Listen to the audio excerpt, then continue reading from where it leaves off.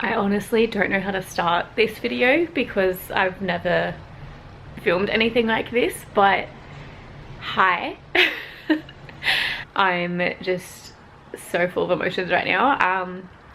I just peed on a stick and there's a very faint line there, kind of. It's not gonna focus properly, but it's there. Craig's just gone to work and I don't even know what made me decide to do it. Like I took one on Saturday like 2 days ago and I thought I could see a faint line, but Craig looked at it and he's like no, so put that in the bin. And then yesterday I had pretty bad cramps and I just thought I was gonna get my period. Didn't get it, which is a bit unusual. And then today I'm like, you know what, we've got these tests in the cupboard, let's do it. So here we are. I'm so excited. Oh, I'm so excited. I can't wait for Craig to get home just so I can tell him. Oh my gosh. Also, today is the 21st of June and it's Craig and Maya's anniversary. Oh, emotions. Yeah, so not our wedding anniversary, but we started dating on the 21st of June 2017. And it's now the 21st of June 2021. And it's the date I'm going to tell him that I'm pregnant. Okay, so those clips that you guys just watched are from June last year. It is now May 2022. So it has been a year since I've picked up this camera and talked to it about our journey, I guess.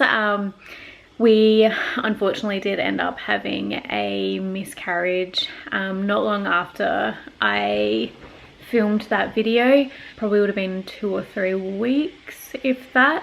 Basically what happened, it was a Saturday morning. We were getting ready to go to a HIIT class at our gym and I was getting a few cramps. Went to the bathroom, there was a little bit of blood and I was just like to my husband, I don't really want to go to HIIT class tonight, or today, sorry. Didn't go, and then the bleeding didn't really stop and it was getting a little bit heavier. So I booked an appointment with my doctor. I went, they were just like, look, it sounds like you're possibly having a miscarriage.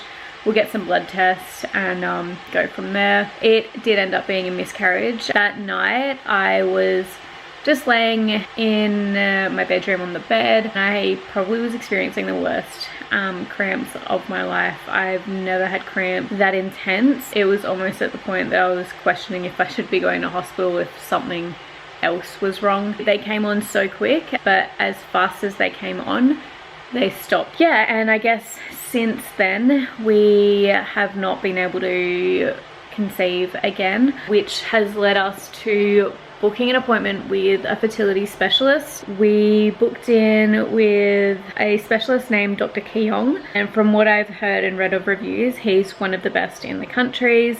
It took about 4 months to get an appointment with him. I rang up the office and gave them my referral and they said that it was going to be a phone consult for the first one, just because we were in peak COVID at that time. So they booked us in for February as a phone consult and we were going to go from there. 2 weeks before the appointment actually started, or before the appointment, I rang them up and I was like, look, do I need to get any blood tests? Do I need to do anything from my end? And is there gonna be like a Zoom link or anything? And the girl on the phone was like, there's no Zoom link. This is the address that you need to be at. And also we need some paperwork, like that paperwork we sent you, to be filled out before your appointment, before you come. And I was a little bit confused because we hadn't been sent any paperwork, and also we'd literally been told that it was going to be a phone call consult. So I'm really glad that we rang up. It was typical medical questions, and then at the bottom of the forms it was like, if we don't receive these forms 2 weeks before your appointment, we will cancel your appointment and have to rebook. So it was very lucky that I rang them up, just because we never received that paperwork to begin with. Anyway, so the appointment day came, we got there, we went into his office, he looked at our blood tests. So we had to, this is what we had to do before the appointment, sorry. We both had to get blood tests, and also I had to get one that would check my vaccination antibodies to see like what the levels were like and everything.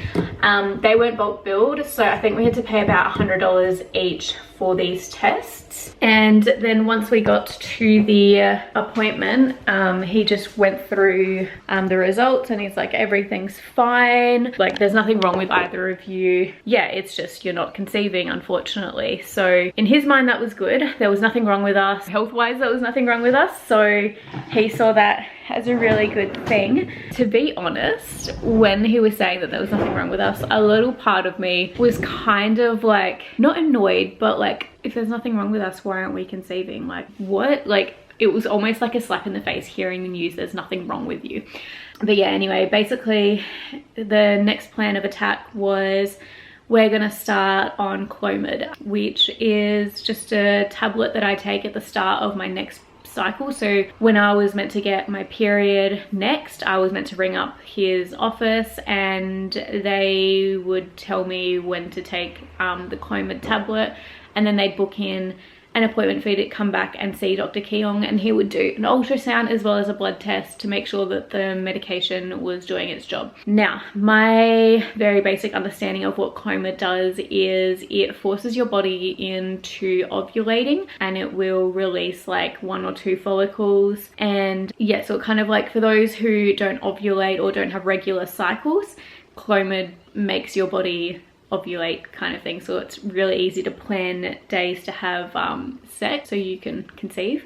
And yeah, so that was our plan. We were going to do 3 or 4 months on that. I can't remember the months. He wanted to start us on that. He asked us how many kids we wanted and we're like, look, 2 would be good if we could, but 1 would be great. And he's like, okay, well, based on the fact that you only want 2, you don't want 3 or 4, and your age group as well, he's like, I'm not too worried about the timings. He's like, you are probably getting on a little bit to the later end if you wanted to have like 3 or whatnot, so we're going to try clomid first. So my age when we first saw him was 31, so I'm a 31-year-old female. So I think like the fact that we wanted to have 2 kids, he was fine. I think if we were saying that we wanted to have 3 or more, he probably wouldn't have prescribed clomid to us and he would have gone down an IVF route, but it was all good. So we left that appointment really positive. We had a plan, we had direction. Oh, they gave us some paperwork, which is, I brought it with me here so we can chat about it. They gave us like this huge thing of things that we could do. So these are optional blood tests that we could get. We could get the genetic carrier screening. Basically it checks us, my husband and myself. They do recommend just getting the female to do it first, because what happens with these genetic carrier screenings, I hope I'm explaining this in the right way. Say I test positive to any of the 3 most common genetic conditions, which is cystic fibrosis, Fragile X syndrome, and spinal muscular atrophy. And basically they do recommend just the female gets it, because if I test negative to all of those 3, our child will not have that genetic condition. The only way they could have it is if both parents test positive. So say my blood test came back and I tested positive for one of them, they would then recommend that Craig would go and get this test as well, because if we then test positive, we could pass the gene on. However, in saying that, say I'm negative and then Craig does end up having like a positive of one, he could possibly pass that gene on to the child. They won't have the condition, but then they will possibly be able to pass it on to their child. So this test here out of pocket was like, I think $325, was it? I've got the invoice here. $385, and we're just like, look, we're going through a specialist, why not? Let's get that test as well. So we've already paid like $100 each for blood tests. We've now paid $385 for me to get that. We could choose to get, there was like a different test that we could get, which is the reproductive carrier screening. So I think this one was like $1,000. So this checks like everything kind of, yeah. We opted not to get that. We're just like, look, we'll go the basic $385 one, the most common ones and everything. And yeah, so we did that first. I ended up turning negative to all of them, which was great. And then the other piece of information that they gave us was the fees. Now, we went in February, I think it was end of February, early March. It might have been early March, but apparently 2 weeks before our appointment, all of this was no longer covered by Medicare. So none of this was bulk billed anymore. Fertility appointments are now 100% out of pocket, and it is very expensive. I don't know why they changed the rules. Even they were saying that they were a bit surprised that the rebates did get taken away, but it is what it is. So basically, because we're going through the clomid treatment, that's the treatment we're at now, we had to obviously buy a clomid, which I think was $40 for 6 tablets. And the cost of this whole treatment with our specialist is $500. There's 0 Medicare rebate, so our out-of-pocket cost is $500, which is a lot of money. And I'm not too sure if it's $500 each round. It doesn't actually explain that on here, but it does say treatment cycle, so I'm thinking it's $500 each cycle. So that's scary to think that that could be $1,500. I haven't actually sat down and looked at these. Basically, yeah, we got all of that information. We've now paid about $585, and this is before even starting the treatment. And then what happened was we were just waiting for my period to start. My period eventually started. My cycles are very out of whack, so they're about 40 to 45 day cycles. So that's why I think we were having like issues. He was saying that I might have like a mild PCOS, but he wasn't too concerned about it. He's like, you know, you may have it, but it's not coming up with any red flags for him or anything. So yeah, anyway, I eventually got my period. I rang them up and was like, hey, just letting you know I've got my period. We're at day 1 of clomid. And she's like, oh, yep, that's cool. Oh, there's a note on your case saying that your blood results have come back, saying that your rubella vaccination, you've still got the antibodies to it, but it is on the lower end of being positive. So you still have it, but you don't have much. We do recommend getting a booster shot before proceeding with your first round kind of thing. And I was like, oh, okay, like I've still got it. And she was like, yeah. She's like, you can proceed this round. If you do, you do have to sign a waiver, but if not, it's only this round that you're going to be missing. So I rang up Craig and I was like explaining to him, and he's like, oh, it's only 1 round, like, you know, maybe we do just do it. So I rang her back and I was like, look, we're gonna skip this round. I'm gonna go get vaccinated and we will see you guys next cycle. And yeah, I wasn't able to get it that following week. I did unfortunately catch COVID. Great. But the week after recovering from COVID and testing negative, I did get the rubella vaccination. So that was great. I got my top up, got my booster, and now we're just at a waiting game again, I guess, for my next cycle to start. I mean, it's been a journey. It's been very stressful. It's been like I don't even know how to explain it. It's been overwhelming. It's been emotional. My biggest struggle has been seeing everyone's Facebook posts and how, like, I don't know, like how everyone's just suddenly pregnant.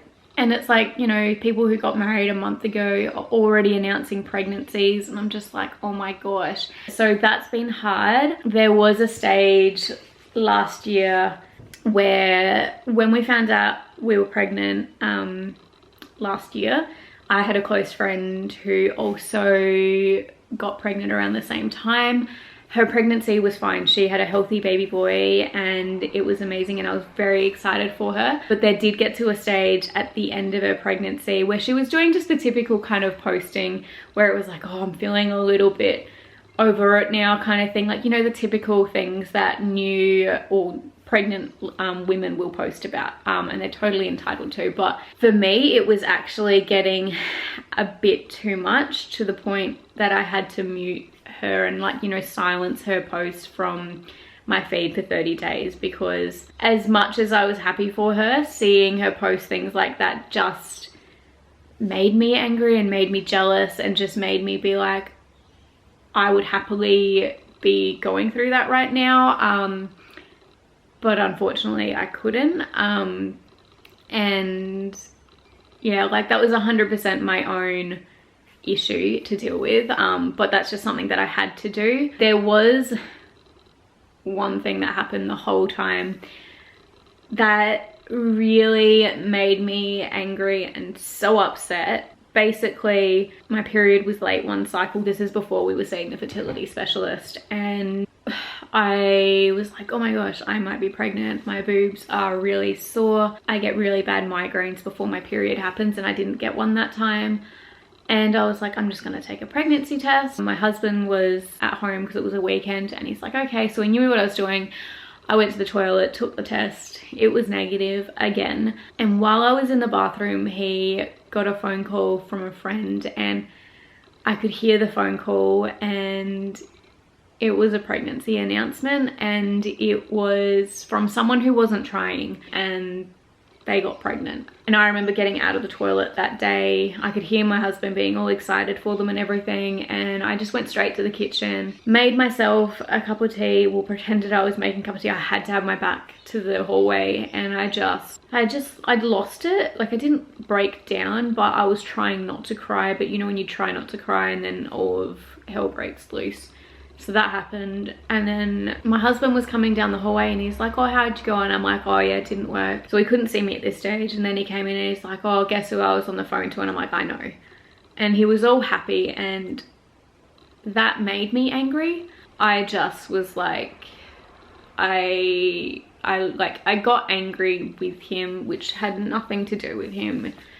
And it's been like, this whole journey has been hard, I guess, on our relationship in those kind of areas where guys sometimes do take emotional things differently to girls, and I'm definitely realizing that even more now. And then him just coming in like, oh yeah, guess who's pregnant, after I've literally just had another negative test. I was like, oh, and so I just started bawling, and that was probably the worst time.